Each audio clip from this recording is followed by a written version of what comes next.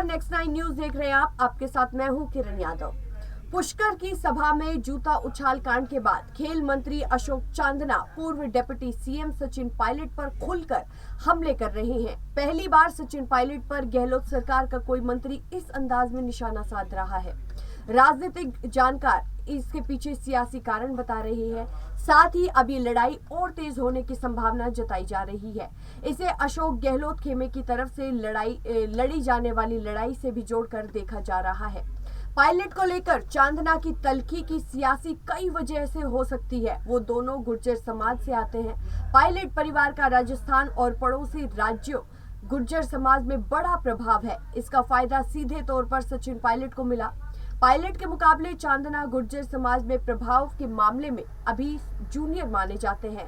और देखिए, यूथ कांग्रेस की राजनीति में सक्रिय रहने से लेकर आंदोलन करने के कारण प्रदेश भर में चांदना की पहचान जरूर है, लेकिन पायलट की सियासी लकीर बड़ी है।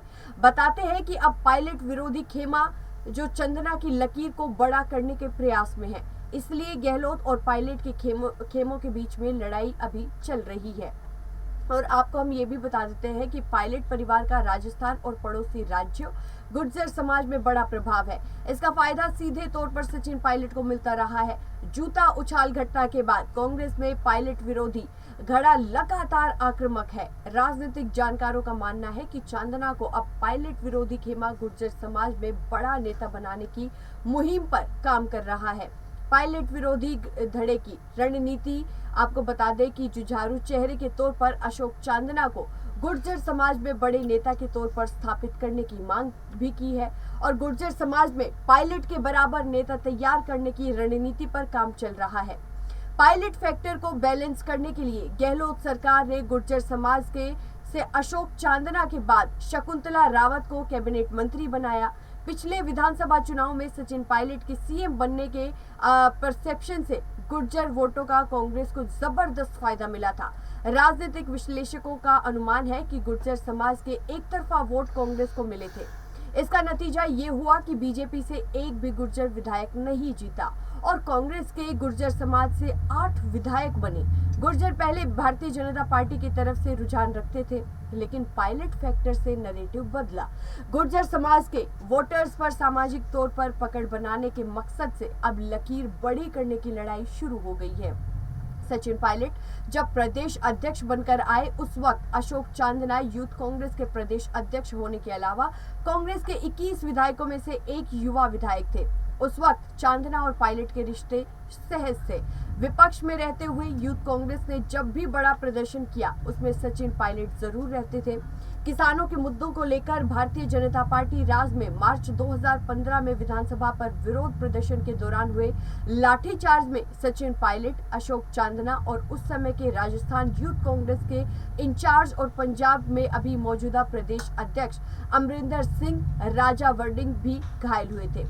चांदना और पायलट के साथ साथ इन सभी लोगों ने लाठियां खाई थी। बीजेपी राज में किसानों के मुद्दों को लेकर दिल्ली में कांग्रेस की रैली और प्रदर्शन में सचिन पायलट ने चांदना की युवा विधायक के तौर पर संघर्ष और मेहनत भी की थी।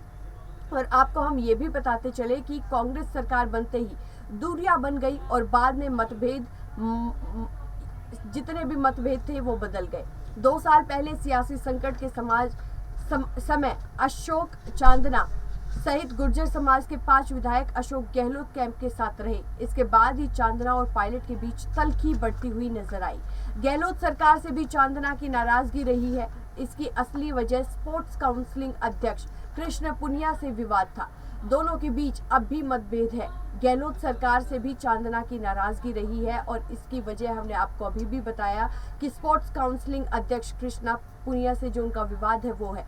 दोनों के बीच में मतभेद चल रहे हैं और मुख्यमंत्री के प्रमुख सचिव तक को निशाने पर ले चुके हैं। स्पोर्ट्स काउंसिलिंग अध्यक्ष से भी आपको बता दें विवाद। चांदना ने सीएम के प्रमुख सचिव को खुद के विभाग सौंपने और जलालत भरे पद से मुक्त करने का आग्रह करते हुए मुख्यमंत्री को टैग करते हुए ट्वीट किया था, जिस पर खूब चर्चा हुई थी। सीएम ने चांदना की नाराजगी दूर कर उन्हें मना लिया था।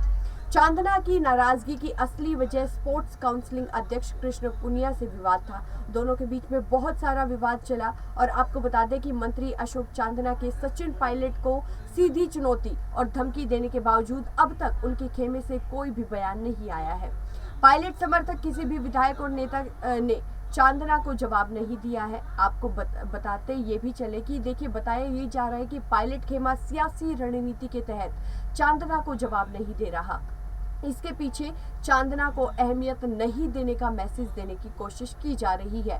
पुष्कर घटनाक्रम और अशोक चांदना के पायलट पर खुला हमला बोलने की घटना अब दिल्ली तक भी पहुंच गई है। जल्द इस मामले की रिपोर्ट कांग्रेस हाईकमान को भेजने की तैयारी है। गहलोत और पायलट खेमे अपने अपने हिसाब से हाईकमान तक मामला पहुंचाने की कोशिश में है। पायलट कैंप प्रदेश प्रभारी अजय माकन तक मामले की डिटेल पहुंचा चुका है। माकन ने भी ब्यौरा लिया है। उधर सचिन पायलट कैंप ने प्रियंका गांधी को भी पूरे विवाद में मंत्री अशोक चांदना के बयानों का ब्यौरा भेज दिया है। पायलट कैंप इस मामले को कांग्रेस हाईकमान तक ले जाने की तैयारी में है। और आपको अब हम ये भी बताते हैं कि देखिए मुख्यमंत्री पद को लेकर भी अब राजस्थान की जो राजनीति है उसमें घमासान मचा हुआ है। एक तरफ सचिन पायलट है तो दूसरी तरफ अशोक गहलोत है। अशोक गहलोत को वैसे तो हाईकमान जो है वो कांग्रेस अध्यक्ष पद की कमान देने की बात कर रही है, लेकिन अशोक गहलोत की तरफ से जो बयान दिए जा रहे हैं और जो उनके तेवर है उनसे वो नहीं लगता है कि वो अध्यक्ष पद की कमान संभालने के लिए तैयार है, क्योंकि देखिए अशोक गहलोत अपना मुख्यमंत्री पद नहीं छोड़ना चाहते। और ऐसे में राहुल गांधी की तरफ से जो वादा था वो किया गया था सचिन पायलट से उन्होंने वादा किया था कि उन्हें आने वाले समय में राजस्थान का मुख्यमंत्री बनाया जाएगा। लेकिन अब अगर मुख्यमंत्री नहीं बनते हैं सचिन पायलट तो आने वाले समय में उनके सामने बहुत सारी मुश्किलें होगी। लेकिन आने वाले समय में देखना दिलचस्प होगा कि राजस्थान का मुख्यमंत्री अब कौन होगा, किसके चेहरे पे जो साल 2023 में विधानसभा चुनाव होने वाले हैं वो किसके चेहरे पर लड़े जाएंगे, ये आने वाले समय में देखना बेहद ही दिलचस्प होगा। फिलहाल इस रिपोर्ट में बस इतना ही, लेकिन देश और दुनिया से जुड़ी तमाम बड़ी खबरों के लिए देखते रहिए नेक्स्ट टाइम न्यूज़। धन्यवाद।